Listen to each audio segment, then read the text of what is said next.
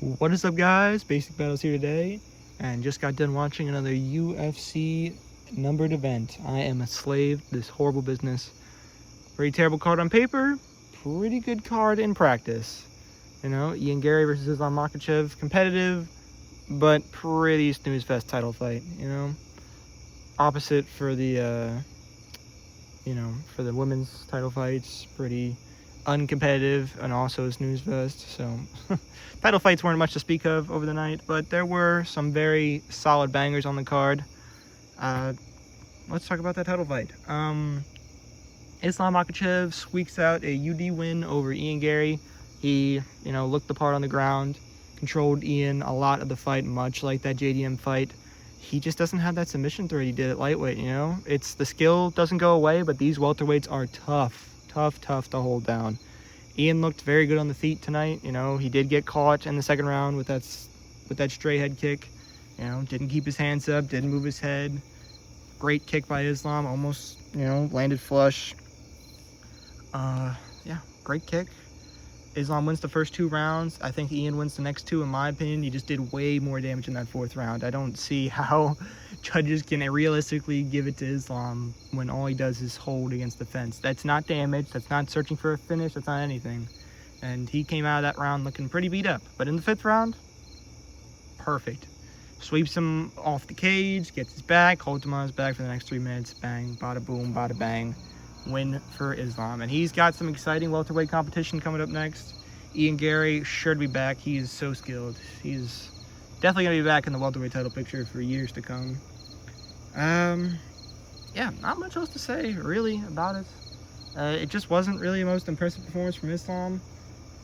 But, it's a tough road at welterweight, It's the best division in the world for a reason. I think Carlos Prates and Michael Morales are definitely going to offer very, very tough opposition for him, and they're going to make some fun fights. Much more fun than Garry. Obviously, Garry isn't really known for being the most exciting fighter ever, and Islam did have a big snooze fest against JDM, so this was much expected out of them. I had this pretty much coined for a decision win for one of the two, so not too surprising. Still, it is disappointing, seeing a true #1 contender and the pound-for-pound #1 fighter in the world have a pretty mediocre fight. But skill-wise, they're some of the best in the world, so you can't really complain about it. It was definitely tense through the whole way, All competitive fights have to be tense at some point. So, not too awful. Like I said, the women's fight was just nothing to speak of. Jillian Robertson just had nothing for her the first 4 rounds until like the last minute of the 4th and then the whole 5th, and that was it. She's not going to see a title challenge for probably the foreseeable future in her UFC career. Mackenzie, no idea what she's going to do next. Maybe Suarez, maybe Jean can finally come back down from bantamweight. I doubt it, though. She's really old now. I hope Jean gets the belt back, but we'll see. Kenzie Dern, it's not the worst thing to ever happen, I guess. The rest of the card was all right. Mansour, he's hit a rocky road. He's been finishing his last 2 fights and loses to Dustin Stolvich, getting too eager on the feet. That wasn't good. The very first fight of the card, another similar thing. The big favorites, man, they were just weird today. Sorry, my brother's being a weirdo right now and just watching me. Anyways. Oh, god damn it, he distracted me.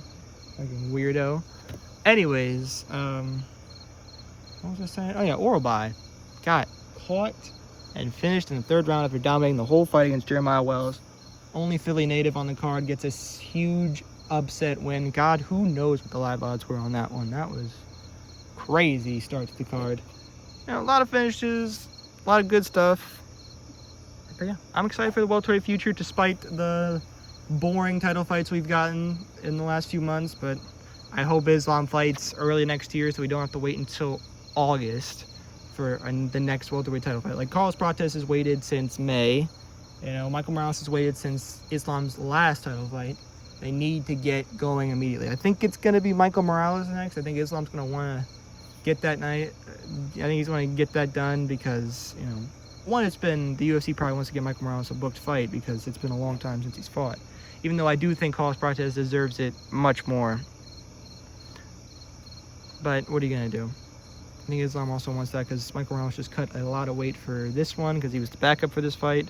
So yeah, I think that's the next move. I think it's going to be Morales versus Islam. Not mad at all. I'm excited for that fight.